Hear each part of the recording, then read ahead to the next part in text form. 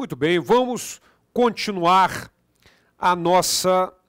o nosso estudo a respeito da primeira espécie tributária. Estamos ainda no módulo tributo, da primeira espécie tributária, que são as taxas. Nós vimos que um dos fatos geradores é o exercício regular do poder de polícia, e eu disse de uma forma mais assimilável o que é o poder de polícia, que é o poder que tem a administração, de fazer com que sejam respeitados direitos e garantias individuais, normas relativas à higiene, segurança e por aí afora. Dê exemplo, taxa de inspeção sanitária, taxa de obras em logradouros públicos, a taxa de alvará. Mas agora nós precisamos conhecer juridicamente essa definição do exercício do poder de polícia, o que vem a ser esse poder de polícia.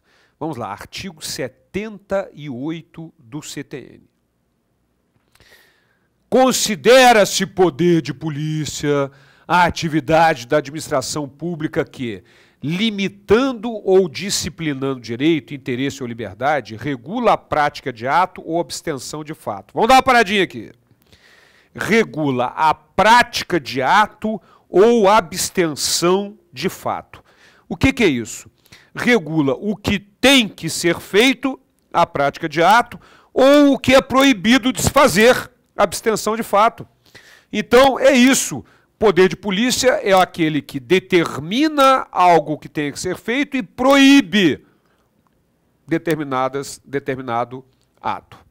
Mas vamos lá continuar. Regula a prática de ato ou abstenção de fato em razão de interesse público concernente à segurança, à higiene, como eu dei o exemplo, a taxa de inspeção sanitária, a ordem, os costumes, a disciplina de produção e do mercado, o exercício de atividades econômicas dependentes de concessão ou autorização do poder público, a tranquilidade pública, ou respeito à propriedade e aos direitos individuais ou coletivos. Esta é a definição do poder de polícia. Exatamente é o poder que tem a administração de fazer com que sejam respeitados direitos e garantias individuais, normas relativas à higiene e segurança, proibindo algo ou determinando que algo seja feito. Muito bem, mas quando vimos o fato gerador de taxa, naquele nosso esquema, aquela nossa figura, eu comentei sobre a palavra regular, que não tinha a ver com constância, e sim com legalidade, ou seja, sem desvio de poder.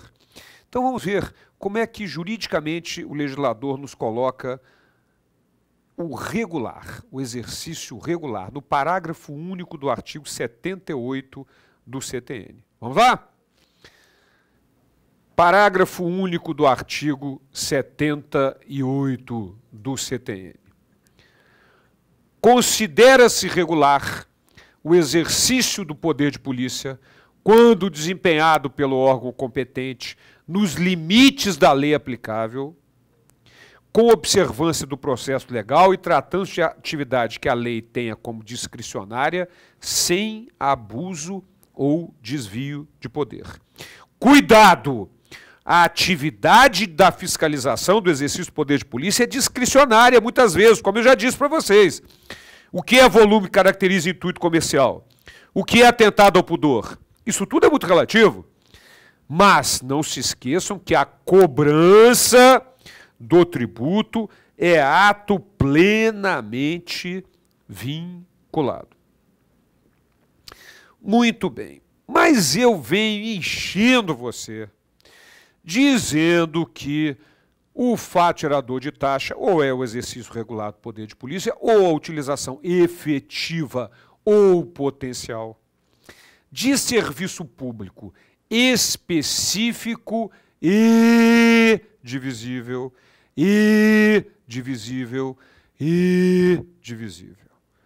Bob, eu não aguento mais, Bob, eu não aguento mais, eu estou enjoado. Que diabo é isso de específico e divisível? Nós vamos conhecer agora, explicar com detalhes esse é um aspecto fundamental, porque vai nos levar a um arcabouço jurisprudencial muito importante.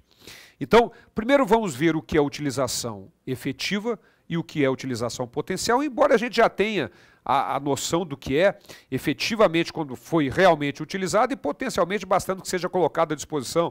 O exemplo que eu dei de um indivíduo que tem uma casa na praia, que mora lá há 4 anos e mais nunca foi lá, Está lá, a casa lá parada há 4 anos, mas ele tem que pagar a taxa de coleta de lixo porque o serviço foi colocado à sua disposição. Muito bem. Então, vamos ver essas definições, todas elas previstas no artigo 79 do CTN. Vamos lá? Artigo 79. Os serviços públicos consideram-se utilizados pelo contribuinte efetivamente quando por ele usufruídos a qualquer título. Então, eu vou lá tirar uma taxa, vou pagar, utilizar um serviço na repartição pública, vou pagar uma taxa de serviços gerais, certo?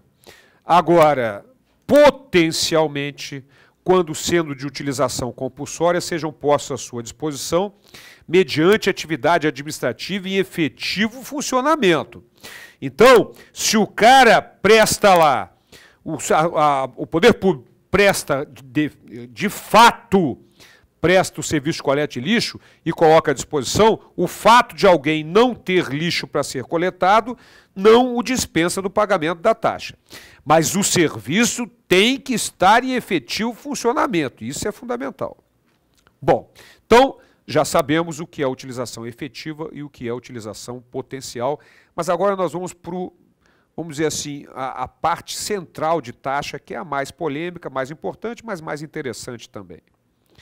O que é um serviço específico e o que é um serviço divisível. Isso está também no artigo 79, nos incisos 2º e 3º. Então vamos lá. Vamos primeiro conhecer o que é um serviço específico. Artigo 79, inciso 2º. Específico, quando possam ser destacados em unidades autônomas de intervenção, de utilidade ou de necessidade públicas. O que quer dizer isso? Muito simples, muito simples. Por que é que você paga uma taxa de coleta de lixo? Você visualiza exatamente por qual atividade estatal específica você está pagando. Por que é que você paga uma taxa de incêndio? Pelo serviço de ataque e prevenção a incêndio que lhe é prestado. Você visualiza exatamente por qual atividade estatal específica você está pagando. Vamos ver o outro lado da moeda? Por que você paga ISS ao município? Não há. Você não visualiza uma atividade estatal específica pela qual você esteja pagando. No caso dos impostos, você não tem isso. Por que você paga ICMS ao Estado? Você não visualiza, eu estou pagando ICMS ao Estado por aquele serviço ali, ó. Não, você não vê isso. Não há essa vinculação no caso dos impostos, mas no caso da taxa, sim.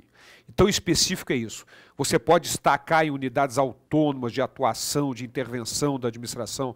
Eu estou pagando taxa de coleta de lixo pelo serviço de coleta de lixo, eu estou pagando taxa de limpeza urbana pela limpeza urbana, eu estou pagando taxa de ataque e prevenção a incêndio pelo serviço de ataque e prevenção a incêndio.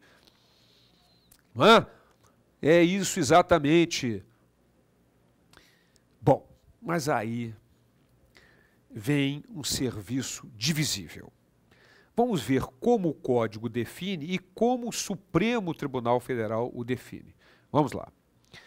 Artigo 79, inciso 3º. Divisíveis quando suscetíveis de utilização separadamente por parte de cada um dos seus usuários. Ô Borba, mas que definição árida é essa? Quando suscetíveis de utilização separadamente por cada um dos seus usuários. Está muito árida essa definição. Muito bem. O Supremo Tribunal Federal também achou árida essa definição do artigo 79, inciso 3º, e decidiu o seguinte: é divisível, de acordo com o CTN, suscetível de utilização separadamente por cada um dos seus usuários, somente quando possa ser mensurada a utilização de cada contribuinte. Somente nesta hipótese, quando possa ser mensurada a utilização de cada contribuinte. Aí, você vai dizer assim: ô Borba, A taxa de iluminação pública prestada pelo Serviço de Iluminação Pública. Não é conta de luz residencial, isso é tarifa, já vimos. A taxa de iluminação pública.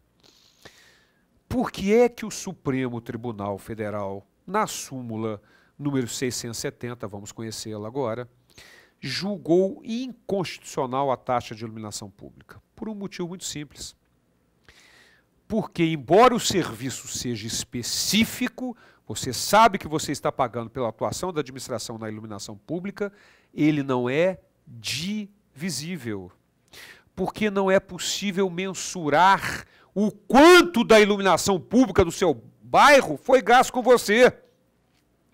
Então, na medida em que o fato gerador tem que ser um serviço específico e divisível,